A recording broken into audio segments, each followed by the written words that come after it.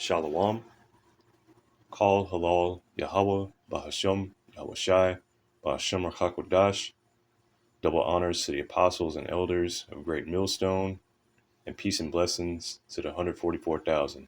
This is the brother Yakanan from the GMS Houston camp, and this lesson is going to be going into Revelation 11 and the gifts that these nations sent to each other, and these gifts were slaves, Israelite slaves.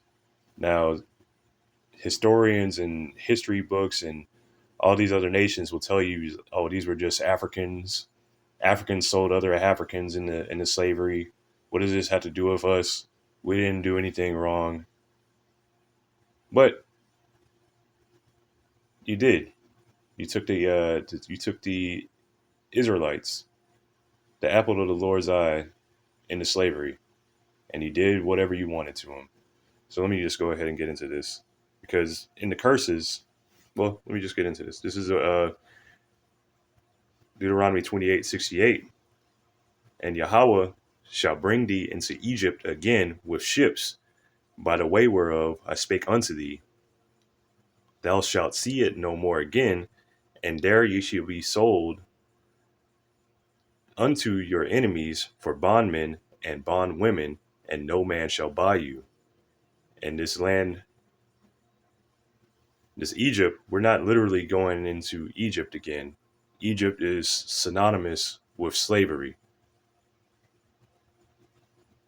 And there is no historical record of Israel ever going back into slavery in Egypt by the way of ships. Where does this happen?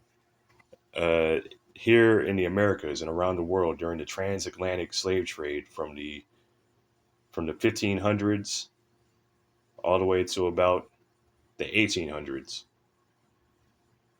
even a little longer, because there's still places that still had slavery. But focusing on this, thou shalt see it no more again. That was our homeland, Israel.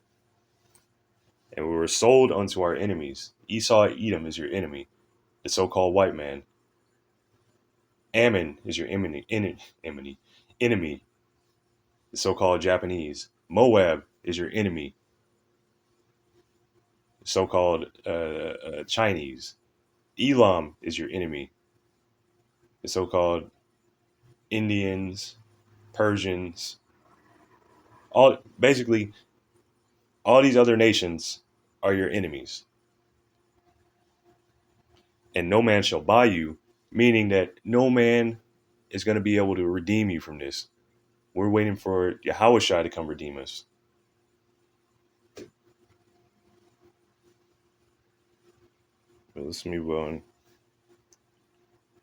So during this transatlantic slave trade, which really I'm going to be kind of focusing on the Portuguese side of it, which there are Edomites as well. So let's go on. This is Revelation 11 and 8. And their dead bodies shall lie in the street of the great city, which is spiritually called Sodom and Egypt, where also our Lord was crucified. And this great city here is America, specifically North America, Babylon the Great. This is that great city. Look around now. This is Sodom. Look around at your dollar bill. It's got pyramids on it. This place is obsessed with Egypt. This is also the land of our captivity, where once again we were brought here to serve hard bondage. Just look at let's look at this real quick.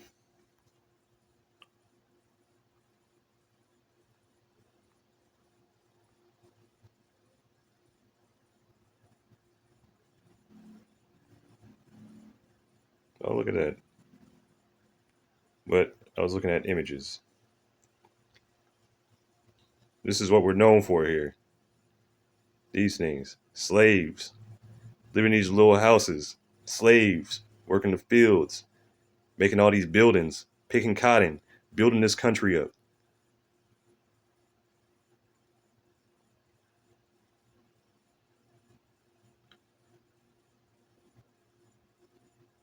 All this. Who did this happen to? What does this sound like? But nah, it wasn't that bad. It was just actually like a weekend. It was a weekend vacation or whatever. It was like how do you call it? It was like going to Splashtown or whatever like that. We rode on the boat. It was a free boat ride. Like, what do y'all niggas got to complain about? But and also where our Lord Yahushua, he was crossed out here. His image is destroyed here because he's portrayed as a long haired, blue eyed hippie when his image does not look like that. Yahushua is a dark skinned, woolly haired man, a so called black man. This is what he looks like. In Revelation 11, verse 9, and they of the people and kindreds and tongues and nations shall see their dead bodies 3 days and a half, and shall not suffer their dead bodies to be put in graves. And this is what happened, meaning that we have no rest. We lost our identity before we woke up to this truth. We have no idea who we are. We were thinking that we're African Americans, black, Negroes, so on and so forth. But really, we are the children of Israel.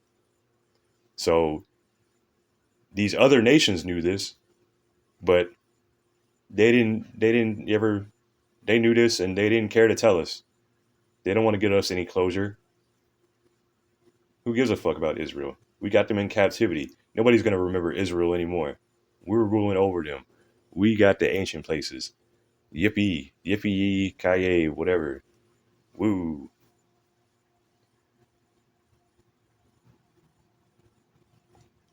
And they that dwelt up that slaggy, and they that dwell upon the earth shall rejoice over them and make merry, and shall send gifts one to another, because these two prophets tormented them that dwelt on the earth. And this is what these nations have done. They've celebrated, they've partied, they've made mockery of us. We've got Israel now. Israel is in our hands. Woo, yippee. And these gifts that they sent to one another are slaves, Israelites. So let me get into the main portion. This was a slave that was sent to Japan, and his name was changed to Yasuke. So let me just go ahead and start reading this. Yasuke was a man of African origin. He was an Israelite who came to Japan in the Sengoku period and became a retainer in the household of Oda Nobunaga. And you look up Oda Nobunaga, he was a ruler in Japan. He was a great warrior. You're like a great warrior. The Japanese they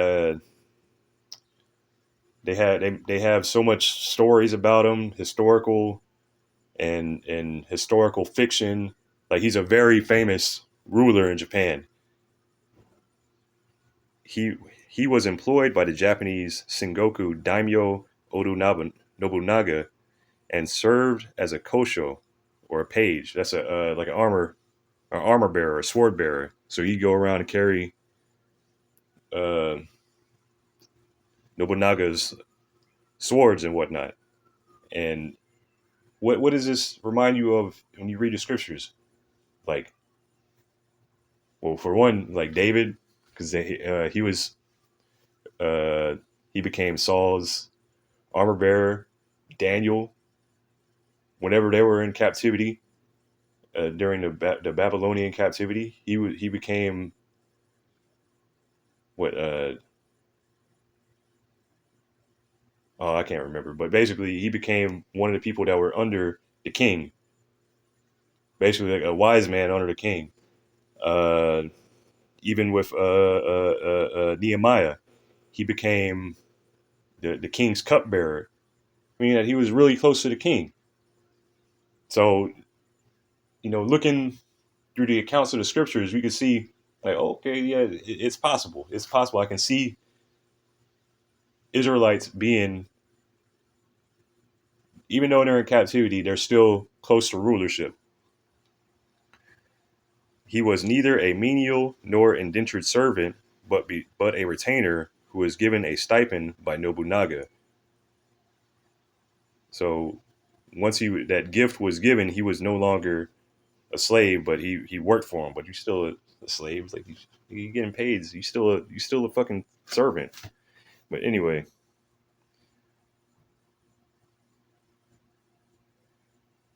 among those whose names have been ascertained, he is the oldest African to appear in Japanese historical records, but his confirmed period of stay in Japan was very short, about 3 years, from August 17th, 1579 to June 21st, 1582.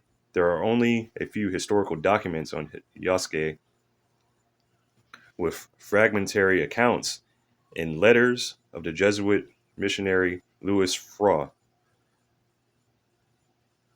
Oda Guyuchi did, yeah. Basically, going into the historical accounts that mention him. The name Yasuke was given to him by Nobunaga. His real name is unknown. So we discontinued from our heritage. We lost our names.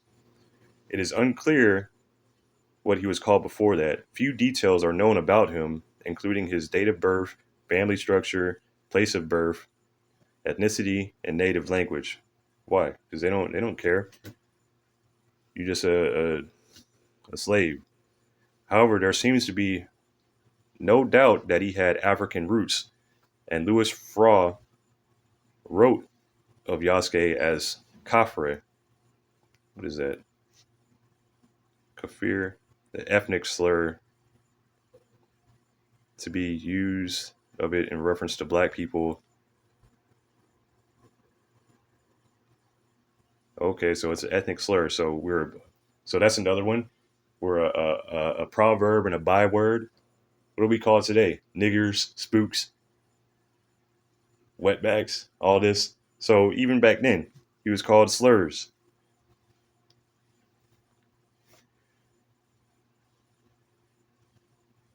Jean Crosset's history, the Japan states that Yasuke was a servant brought from India when Alessandro Valignano came to Japan. So while states that he was a Portuguese from Portuguese East Africa. So some people say he came from India and that he came from Portuguese East Africa, now Mozambique. Portugal, during the Age of Discovery, was engaged in the slave trade, and it was assumed that Yasuke was also trafficked. It is not certain where Valignano and Yasuke met, but it seems likely that it was either in Mozambique or India, as Valignano had made a stopover in Mozambique before coming to Japan, followed by a long stay in India. So let's look at this real quick. This is a African slave trade in India. We're Israelites. Had to keep hammering that point. We're not fucking Africans. We're not Hamites. We are Israelites. There's a fucking difference, a huge difference. Slaves from the Horn of Africa were also imported into the Indian subcontinent to serve in the households of the powerful or the Muslim armies of the Deccan Sultanates and the Mughal Empire. The Portuguese imported African slaves into their Indian colonies on the Konkan coast between 1530 and 1740. So, once again, Israelites have been scattered all over the world. So, we're in every nation, every country. We look like these, we might look like these other people, but we're not. We're scattered amongst these people. We are Israelites. Not everybody looks like John Shaft. Not everybody looks like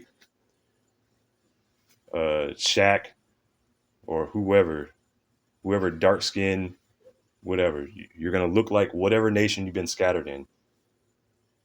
If your father was an Israelite, then you're going to be an Israelite because it's passed down through the father's lineage. I'll just close out with this one. This is Revelation chapter 13 and verse 10. He that leadeth into captivity shall go into captivity. He that killeth with the sword must be killed with the sword. Here is the patience and the faith of the saints. Hey, Lord willing, this was edifying. I'm going to say shalom.